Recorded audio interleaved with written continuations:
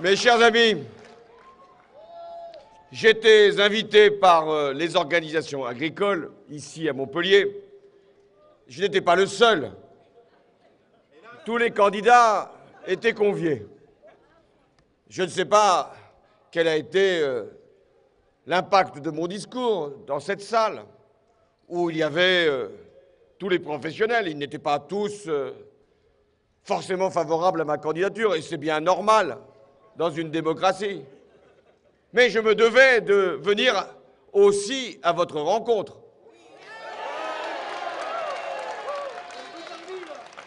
J'avais donné l'information à nos amis de l'Hérault et de Montpellier, et voilà qu'en quelques jours, j'allais dire en quelques heures, vous êtes ici rassemblés.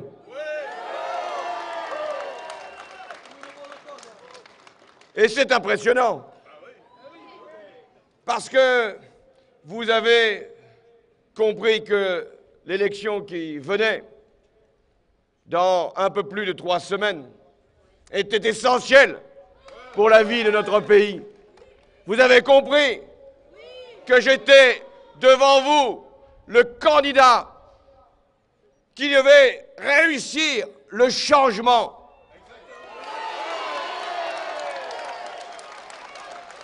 Et que j'avais une mission, celle qui m'avait été donnée par les primaires citoyennes, un devoir, celui de permettre la victoire. Moi, je ne suis pas un candidat simplement pour faire le meilleur résultat, et je le respecte, et je respecte toutes ces démarches. Je suis le candidat qui doit demain, si les Français veulent changer, être le prochain président de la République.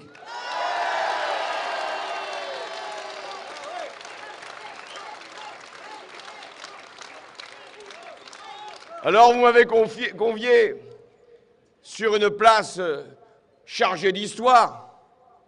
J'ai là toutes les forces de l'esprit qui m'accompagnent, celle de Jean Jaurès, et aussi le Front populaire, Léon Blum, puisque c'est ici qu'a été fêtée cette victoire.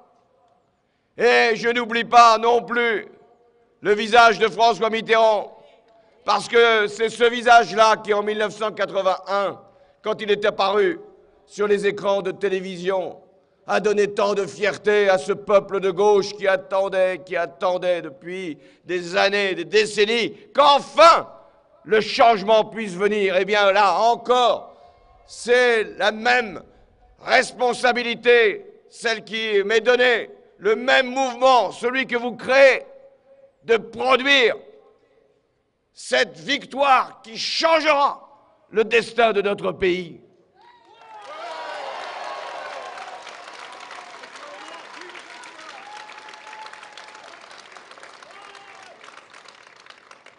La question qui est posée dans cette élection, elle est simple. Est-ce que les Français veulent continuer 5 ans de plus une politique qui a échoué? Ou est-ce que les Français veulent changer? Redresser la France dans la justice et s'élever autour d'une cause qui nous dépasse chacune, chacun d'entre nous, mais qui est la plus belle qui soit, celle de permettre à la jeunesse de France, ici présente, de vivre mieux, de réussir, de prendre sa place. Est-ce que nous sommes capables enfin de faire respecter la promesse républicaine que nous avons adressée à nos enfants et que nous avons tant de peine aujourd'hui à honorer? Est-ce que nous voulons mettre tous les moyens pour que l'école de la République puisse enfin retrouver les moyens qui lui ont été retirés?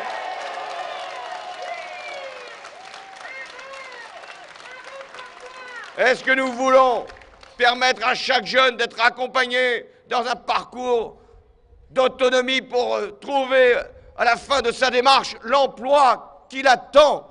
Est-ce que nous voulons enfin promouvoir ce contrat de génération dont j'ai fait dans ma campagne la proposition centrale? contrat de génération qui permettra à l'employeur qui garde un senior de pouvoir embaucher un jeune avec un contrat à durée indéterminée. Parce que je veux réduire la précarité qui frappe tant de jeunes de moins de 30 ans qui ne peuvent pas rentrer sur le marché du travail, sauf en intérim, en petit boulot, en CDD. Eh bien, nous devons mettre un terme à cette humiliation que nous imposons à la jeunesse de France.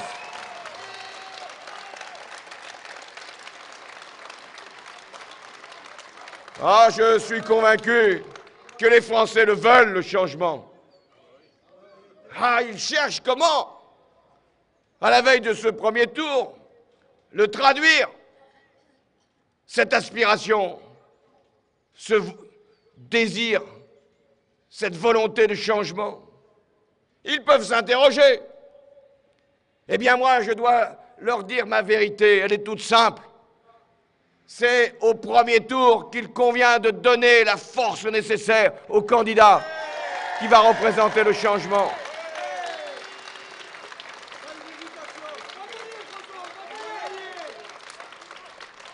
J'entends la colère, j'entends la souffrance de beaucoup de nos concitoyens. Ils n'en peuvent plus de subir, pour 4 millions d'entre eux, le chômage, de subir l'angoisse de perdre éventuellement son emploi, la pression, la souffrance au travail. Je sais ce qu'est aussi l'accès de plus en plus difficile au logement, à la santé. Je sais également combien les enseignants, les personnels de l'école ont vécu avec épreuve, parfois colère, les moyens qui leur ont été retirés pour assurer l'égalité des chances. Je sais tout cela. Je rencontre tant de mes concitoyens qui n'en peuvent plus. Certains qui veulent même, par une abstention, se mettre de côté. Je les retiens. Je leur dis, mais c'est maintenant, oui, maintenant qu'il convient de vous exprimer, d'affirmer votre exigence.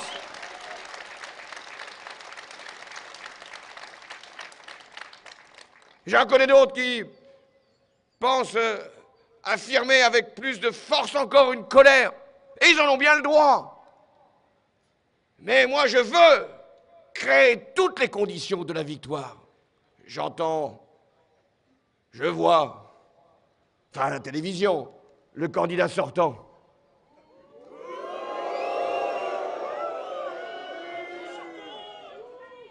Incapable de présenter un bilan, ou plus exactement, nous le connaissons, son bilan. Chômage qui a augmenté de plus de 30% en 5 ans. Chômage qu'il avait promis de réduire à 5% de la population active et qui va bientôt dépasser les 10. Ce pouvoir d'achat qu'il avait promis de respecter, d'augmenter, qui s'est finalement abîmé, a baissé, et sans parler des valeurs de la République dont son devoir était d'assurer le respect et qui ont été à chaque instant contournées, voire hélas parfois elles aussi abîmées. Donc, faute de pouvoir présenter son bilan, il invente des propositions. Chaque jour, une nouvelle. Je félicite ses conseillers de tant d'ingéniosité, de tant d'imagination. Je suis admiratif devant tant d'improvisation. Mais que l'ont-ils fait depuis 5 ans? Et certains me le soufflent depuis 10 ans, parce qu'ils sont au pouvoir depuis 10 ans. Et ils viendraient maintenant nous dire qu'ils ont les solutions aux problèmes qu'ils ont eux-mêmes créés. Et comme il ne peut pas convaincre le voilà, qui enfourche une nouvelle fois le cheval de l'insécurité. Comme si, d'ailleurs, il avait des preuves à administrer depuis 10 ans Les violences aux personnes ont augmenté. Depuis 5 ans, les effectifs de police ont diminué. Depuis, hélas, trop longtemps, des quartiers ont été laissés à l'abandon par la République. Et puis le voilà encore qui a trouvé sa cible, l'étranger, l'immigré. Parce que ce serait finalement de l'immigration que viendraient tous nos problèmes. Je croyais que c'était l'apanage d'une candidature d'extrême droite que de nous faire ce type d'argumentation ou de peur. Mais je vois bien la manœuvre, aller chercher les électeurs de l'extrême droite pour hausser le niveau du premier tour, pour arriver en tête et ensuite dire, ben finalement, une nouvelle fois, tout deviendrait possible. Eh bien non, ça ne sera pas possible, parce que vous en déciderez.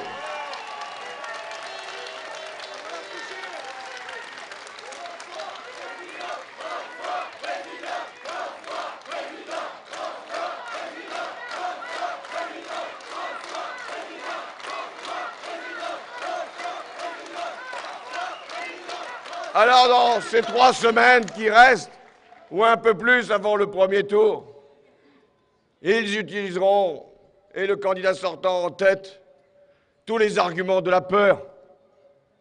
Et ils diront aux Français, attention, la gauche revient, elle est là.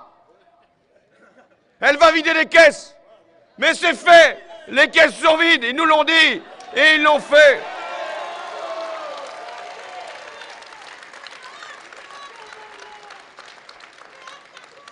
Attention, nous diront-ils, ils vont endetter le pays, mais c'est fait, la dette est à un niveau historique.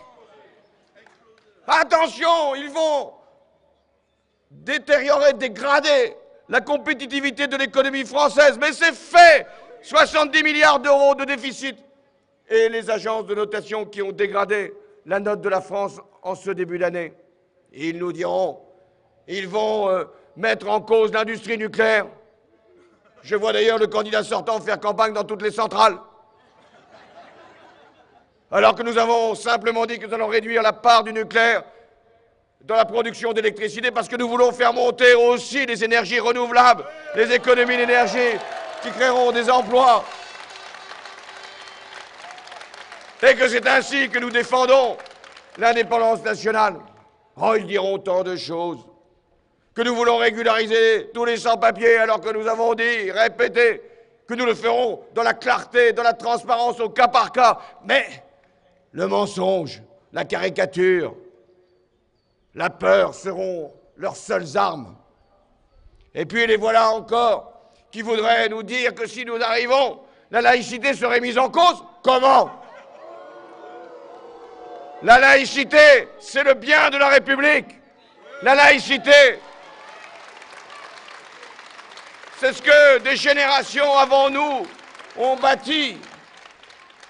La laïcité, c'est la liberté de conscience, la liberté de culte, mais c'est aussi la garantie que l'État est aujourd'hui en capacité de permettre à chacune, à chacun de vivre ensemble dans la dignité et dans le respect, mais aussi dans des valeurs communes qui ne doivent pas être à aucun moment influencées par quelque religion que ce soit.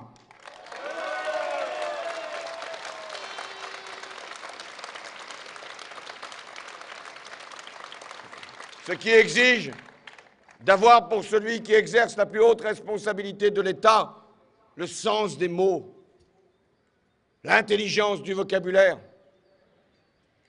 et la précaution nécessaire.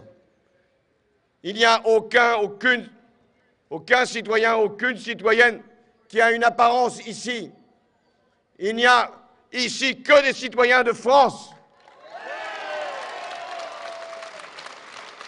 De toutes couleurs, de toutes origines, de tout parcours. Moi, je ne regarde jamais la religion en regardant un visage. Je regarde le citoyen.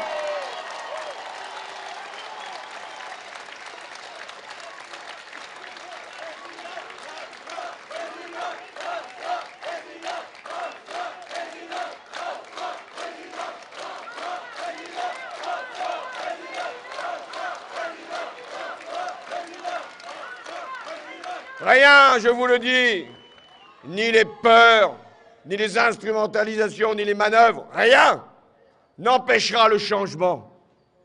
Le changement, il est là, il est à notre portée. Le changement, c'est celui que beaucoup attendent, d'abord pour que l'emploi soit considéré comme la première priorité. Parce que c'est de l'emploi que nous avons aujourd'hui la première nécessité. L'emploi comment? Par de la croissance, par du redressement productif, par la banque publique d'investissement que nous créerons, par l'accompagnement des PME, par le contrat de génération, par l'emploi pour les jeunes, 150 000. L'emploi par une véritable formation pour les demandeurs d'emploi. Chaque demandeur d'emploi aura un contrat de formation pour trouver, à l'issue de cette période, un nouvel emploi. Oui, nous nous appuierons sur les collectivités locales. Ça sera le nouvel acte de décentralisation pour donner justement davantage de force au territoire.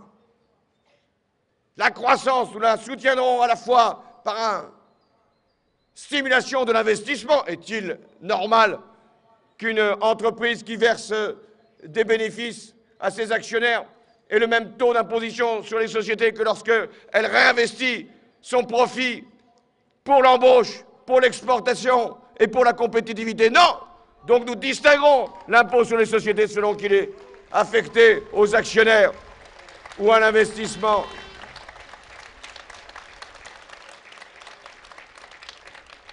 L'emploi, la croissance, c'est d'ailleurs la raison qui m'a conduit à demander au lendemain de l'élection présidentielle, si les Français m'ont donné mandat, de renégocier le traité européen. Moi, je ne peux pas accepter que l'Europe soit soumise à l'austérité. Les disciplines sont nécessaires, bien sûr. Il nous faut réduire notre endettement. Il nous faut accepter un certain nombre de rigueurs dans la gestion de nos finances publiques. Mais l'austérité ne peut jamais conduire au rétablissement de nos comptes, parce qu'elle se diffusera partout et elle nous empêchera d'avoir les recettes que la croissance, elle seule, peut procurer. Donc nous avons besoin de renégocier ce traité. Et les Européens nous regardent, nous attendent aussi. Ils se disent, mais qu'est-ce qui va se passer en France? Est-ce que ça va être le même président ou un autre? Je sais bien que les conservateurs soutiennent plutôt le candidat sortant. C'est normal, c'est légitime. Il est conservateur. Mais il y en a même parmi ceux-là, je ne veux pas lire dans leurs pensées, qui se disent, finalement, ce ne serait pas forcément mal qu'il y ait le changement en France. Ça donnerait une nouvelle impulsion, une nouvelle confiance, une nouvelle croissance, un nouveau respect, une nouvelle considération, parce qu'en Europe aussi, les peuples, ils veulent changer et ils nous attendent.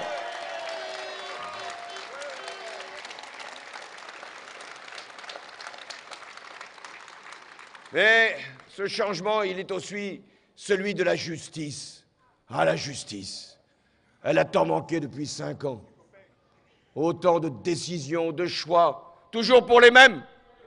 Cadeaux fiscaux au début du mandat et augmentation de la TVA pour tous les Français à la fin.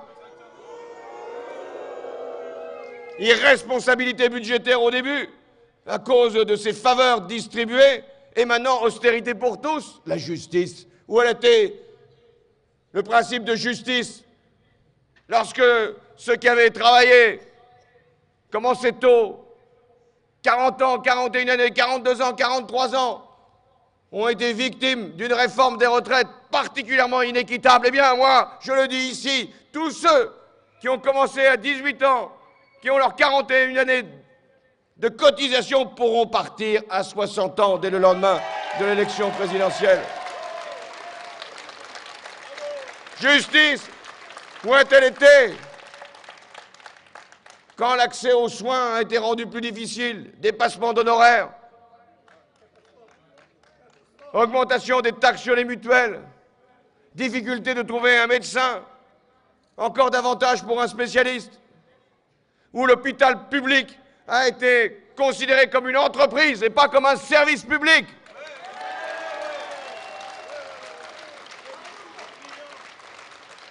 où la réforme de la dépendance a été renvoyée à plus tard alors que tant de familles sont confrontées à cette difficulté.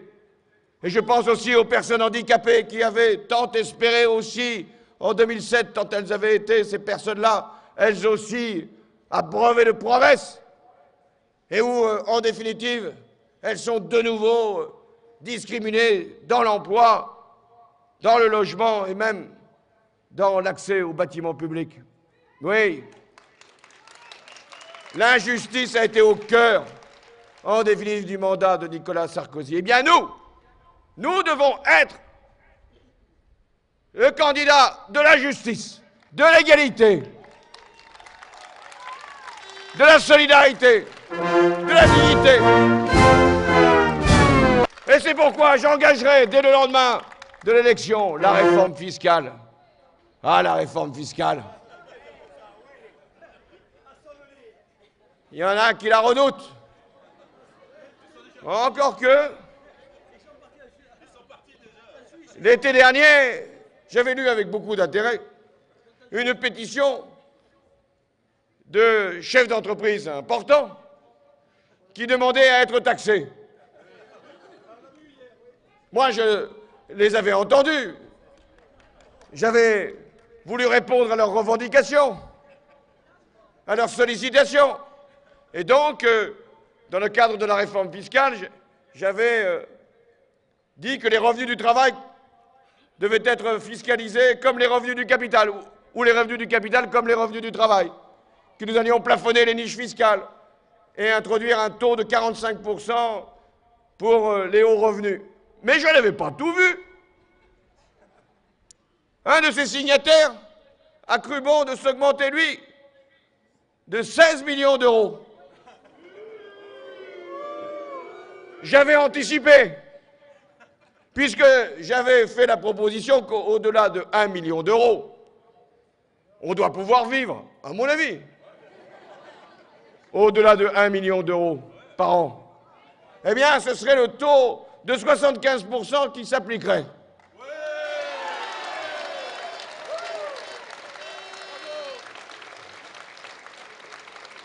Je ne dis pas ça pour punir, pour spolier. Je dis tout simplement qu'il y a des règles dans la République, qu'il y a des limites à poser, qu'il y a des décences à avoir. Il n'est pas possible de demander à tous les Français des efforts, et quand on est au plus haut sommet ou de l'État ou des entreprises, de s'en exonérer. Eh bien non, il y aura l'exemplarité. C'est ce que j'appelle le patriotisme économique, et il peut même y avoir un patriotisme fiscal.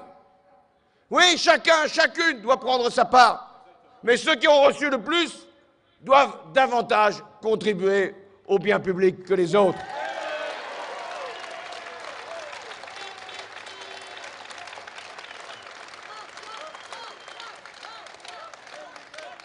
Et puis il y a cet espoir qu'il convient de lever. Dans cette campagne, on me dit quelquefois, mais les Français sont sans enthousiasme. Ah, je dis, mais je comprends, dans cette période si difficile, où la promesse politique a été, en définitive, tellement mise à mal, où la parole politique a perdu de son crédit, que la crise sévit depuis déjà tant d'années, que le chômage progresse, que les inégalités se creusent, que le monde est devenu de plus en plus dur dans la compétition, que l'Europe, hélas, n'a pas joué tout son rôle pour dominer les marchés. Oui, beaucoup se posent la question, est-ce que c'est encore possible de faire le changement? Est-ce qu'il y a une place pour un autre chemin? Est-ce que l'alternative a encore un sens? Eh bien, c'est ce que nous allons démontrer dans cette élection. Oui, nous pouvons changer le destin de la France.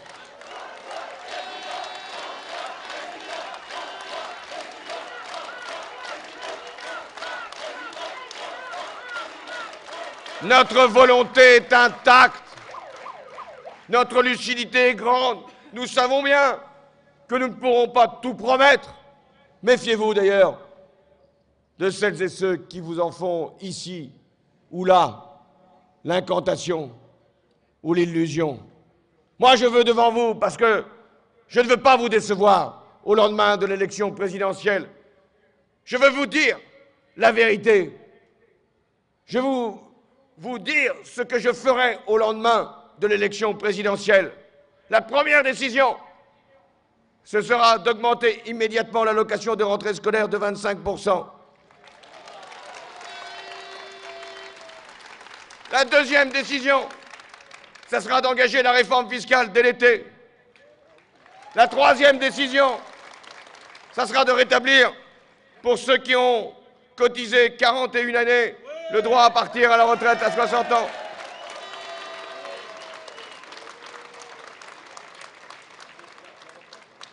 Et avant tout cela, le gouvernement que j'aurai constitué, avec toutes celles et tous ceux qui voudront contribuer au redressement de la France, et je n'en écarterai aucun, toutes les bonnes volontés devront être réunies, rassemblées. Ce gouvernement constitué avec autant de femmes que d'hommes et représentant la diversité de notre société, eh bien, le gouvernement et bien sûr le chef de l'État auront comme première précaution de réduire leur propre rémunération de 30% et de faire en sorte que les premières économies concernent le fonctionnement de l'État, pour que chacun soit bien convaincu que diriger la France n'est pas un privilège, mais une mission, un devoir. Que diriger la France n'est pas une captation du pouvoir pour soi-même, n'est pas de décider de tout, sur tout, partout, mais de faire en sorte que tous les acteurs publics, privés, les partenaires sociaux, les collectivités locales soient ensemble portés par le même mouvement de changement. Oui, nous ferons en sorte aussi de faire prévaloir l'impartialité de l'État. Nous ne choisirons pas les dirigeants de notre pays, les hauts fonctionnaires, selon leur loyauté à l'égard du chef de l'État, mais à l'égard de l'État lui-même. Et sur la justice, la justice. Nous n'entraverons pas son processus, même quand elle peut concerner l'un de nos proches. Non. La justice sera indépendante. Les parquets seront maintenant indépendants du pouvoir politique. L'exécutif n'interférera pas dans les affaires individuelles. Et il n'y aura aucun Premier ministre qui fera des commentaires sur le déroulement d'une procédure judiciaire, comme je l'ai entendu ce matin.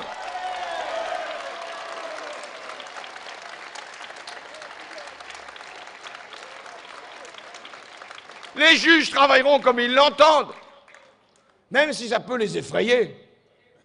Parce qu'il y a là, sans doute, quelques craintes du côté de la droite. Moi, je n'en sais pas davantage. Et je me garderai bien de faire des commentaires pour ne pas, finalement, avoir à me reprocher ce que je peux également mettre en cause chez nos concurrents. Non. Laissons la justice travailler en toute liberté, en toute indépendance.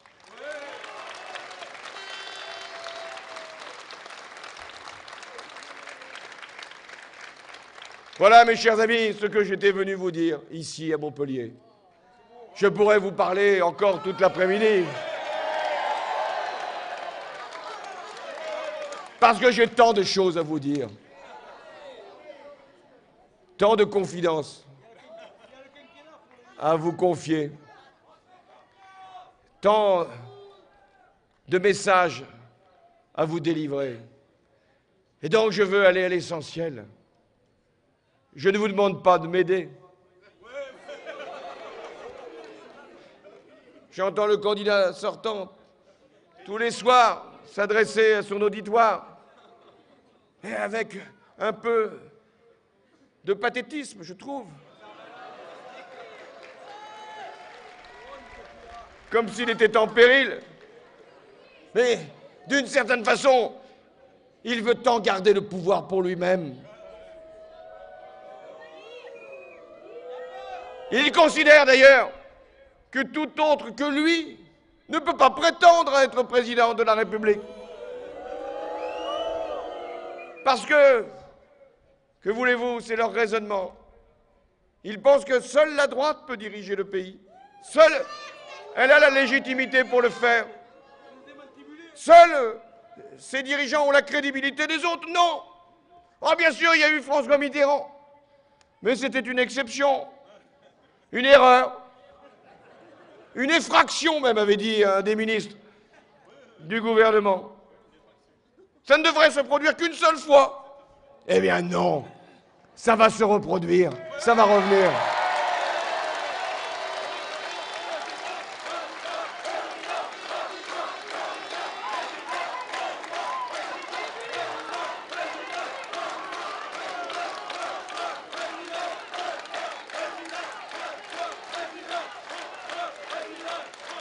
Eh bien, comme je vous le disais, je ne vous demande pas de m'aider.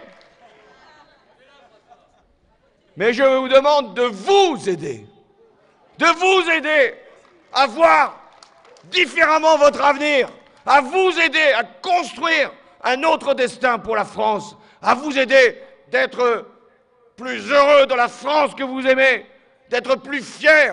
D'être pleinement citoyen français. De vous aider à reprendre la marche du progrès, la marche de l'égalité.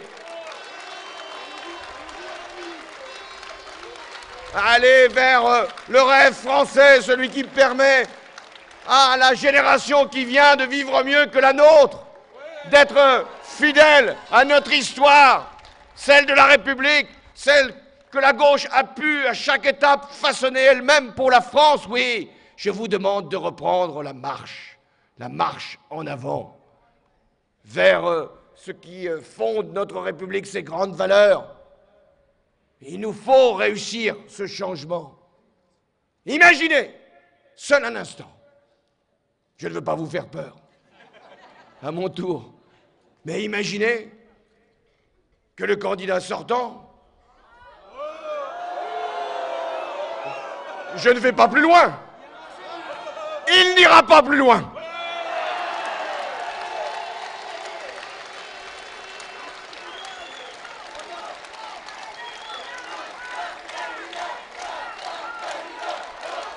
Rien, mes amis.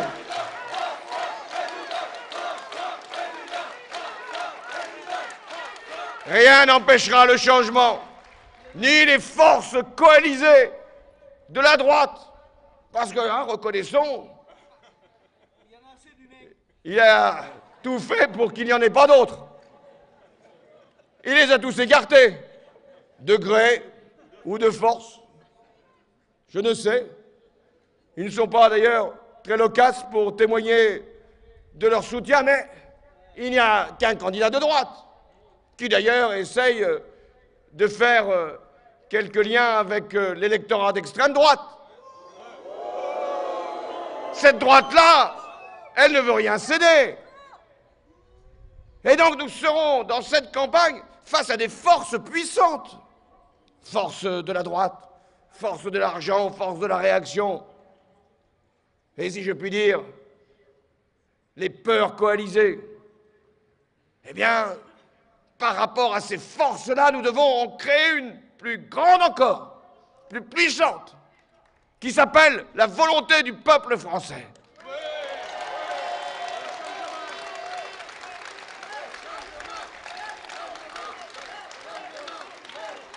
Il me revient de la porter, cette volonté, et de vous demander de me donner la dynamique, la capacité, la force, la légitimité de pouvoir rassembler dès le premier tour. Rassembler ensuite toutes les forces de la gauche, nous en avons besoin.